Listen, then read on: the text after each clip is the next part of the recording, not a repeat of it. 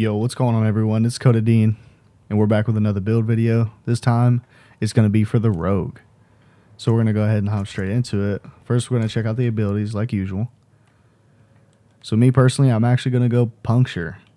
I just love the way this ability looks. It feels great.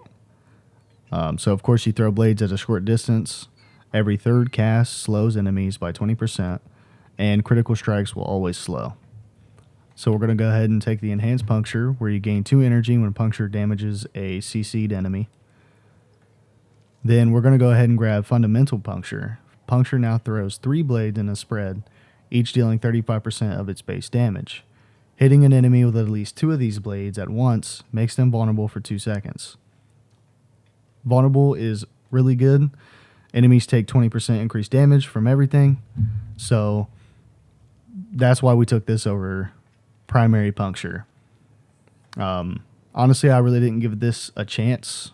This just sounded way too good over this, so that's why we're going with Fundamental Puncture. So we're going to move on to our core skill, and we went ahead and went with Barrage. I love the way that this has a 20% chance to ricochet off of an enemy one time, and the ricochets deal 40% of the arrow's base damage. We're going to go ahead and take the Enhanced Barrage, of course.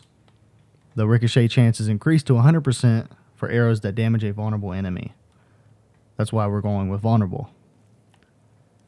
Now, every third cast of the Barrage makes enemies vulnerable. Another vulnerable skill, right? Okay, so that's really good. Now, I will say Barrage lacks a little bit in boss fights, especially when there's no ads to clear. So if you guys are having trouble with Barrage in boss fights, go ahead and switch to Rapid Fire.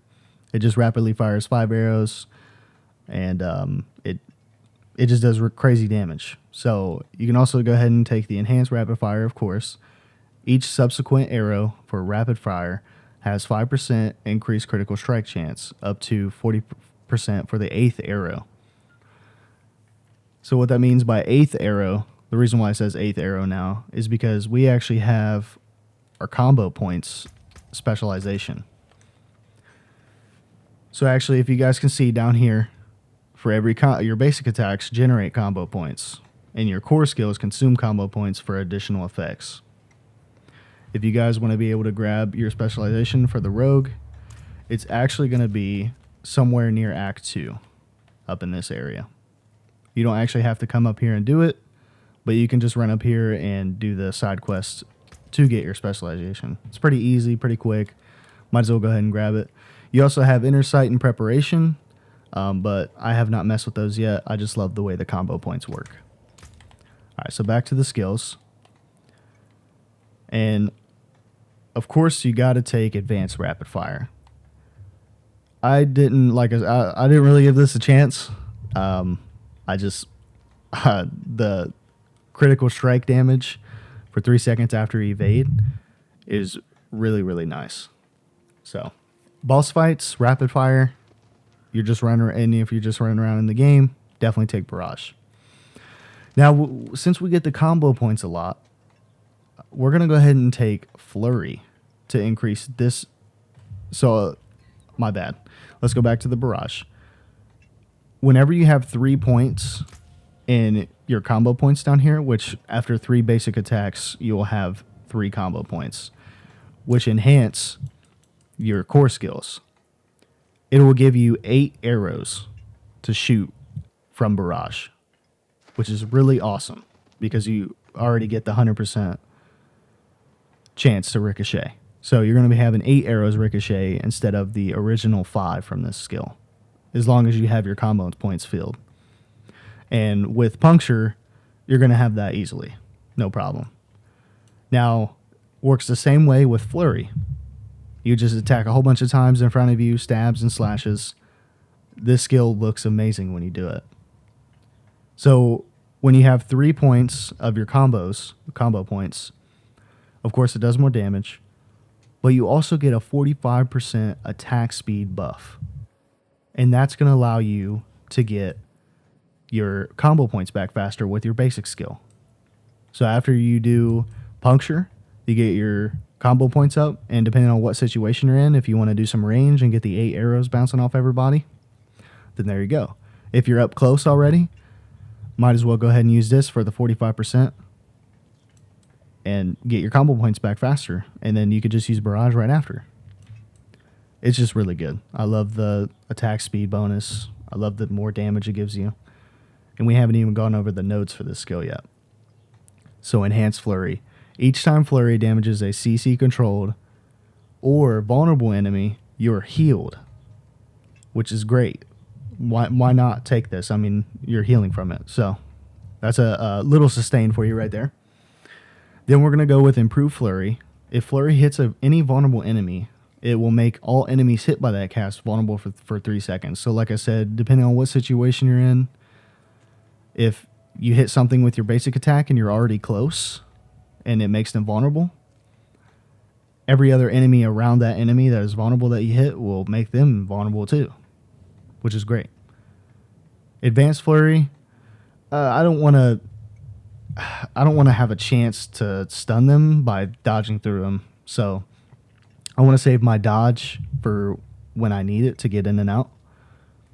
But then that brings us to our next skill, our agility skills, Dash.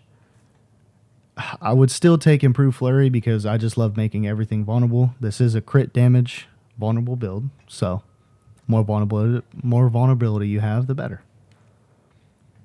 So we're actually going to go ahead and take Dash out of all these because I want to be able to get in and out of the fight when I need to or when I want to. So we're going to take this. You get 2 charges of it. Then the first node we're taking is Enhanced Dash. Enemies damaged by Dash take 15% increased critical strike damage from you for 5 seconds. Boom. More crit damage. Discipline Dash. Dash slows enemies it hits by 30% for 3 seconds. Any enemies already slowed will be dazed for 2 seconds instead. I went ahead and grabbed this one because this one isn't much better because we're not going to be crowd controlling anything really.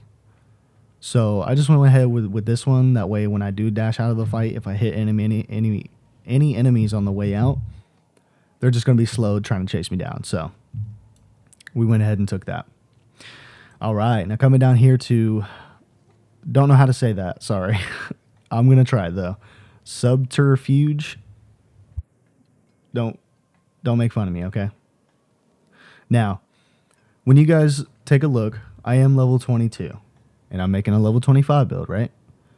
Well, it says I have 27 points spent on this build. So I've actually gotten a couple points from the region progress, as you can see. And I don't have the other regions unlocked to show you that I have other skill points from those yet, but that's where I got these skill points from. So I'm just going to go ahead and make a level 25 build for this because I've only have 27 spent, so you can easily make this build at 25. So we're going to come down here to our imbuement skills now. We went ahead and went with the poison. Might as well grab it. The cold is cool, chilling enemies, but early game, whenever you pop this, 9 times out of 10 with your barrage and flurry, you're going to kill everything before they get frozen anyway. So just for a little bit more tick damage here and there, we went the poison imbuement. This is going to imbue your skills that deal poison. It's going to imbue the skills that you're allowed to use the poison with. So your flurry and your barrage will benefit from this because those are the skills that are allowed to use this. So you get 2 imbuement skills. We're going to go ahead with the enhanced poison imbuement. This increases this by 1 second. So 7 seconds instead of 6. Then we went with the blended poison imbuement. Critical strikes with poison imbued skills deal 75% increased poisoning damage. Straight nasty. And we just went ahead and unlocked the node to increase the poison damage a little bit. And I'm sorry, but we didn't actually go over our concealment and our 2 other passives. 4 passives technically, but we had to grab these just to get to the other ones. We'll go over those in a second. So we went with concealment. This is another way to kind of take yourself out of the fight if you really need to. It's going to make you stealth for 4 seconds. And it won't be removed when you take damage. So you'll just walk through enemies freely because concealment also makes you unstoppable. It grants you 30% movement speed and allows you to move freely through enemies for its duration. Using an attack skill during concealment will break it though, so be aware of that. We're going to go ahead and take the first node, Enhanced Stealth. Of course, got to get to the other ones. You gain 40 energy when you enter concealment, which is great because when you want to come out of it, you want to probably do an ability because of this perk. The skill that breaks concealment will always be a guaranteed critical strike. Now, I know this only lasts for 4 seconds, and like I said, we went ahead and took this to get this. While you are stealth, you do heal, so it's another little sustain item for you to use other than the flurry. And I know you have to break concealment with a skill to get this to be a critical strike, guaranteed. So take this with a grain of salt right here because it already doesn't heal you a lot, and you want to break concealment to get that critical strike. So it's going to be just a little bit of a heal, not too crazy. And we just really didn't want to mess with this because we wanted the critical strike. We're already getting enough vulnerability from everything else. You really don't need this. And then we also went with Malice because, hey, we're doing vulnerable, right? We do 9% increased damage to vulnerable enemies. Fantastic. This, with a level 25 build as well, you guys can probably take a couple skills off maybe, but for these level 25 builds, I don't really put ultimates into them because it's honestly not worth it early game. You want to wait until you level up a little bit more and then put your points, when you got extra points, put them into your alt and then trade one of these out. Most of the time, you're not going to want to run 2 skills in the same tree. And even if you do, you don't want to run one in another tree. So like dash, if I wanted to keep both of my core skills, I would just take dash off and trade that for an alt. Because we have the concealment, you have your normal dodge, and you're the rogue class, so you're going to want to, you know, up your dodge chances and everything like that. So this pretty much wraps up the build. As you guys can see, it has a lot of crit chance, a lot of, capabilities, critical capabilities, and just massive vulnerable debuffs everywhere, all around the board. You guys can go ahead and give this a try. Let me know what you think, and I'll catch you guys in the next one. Thank you for watching.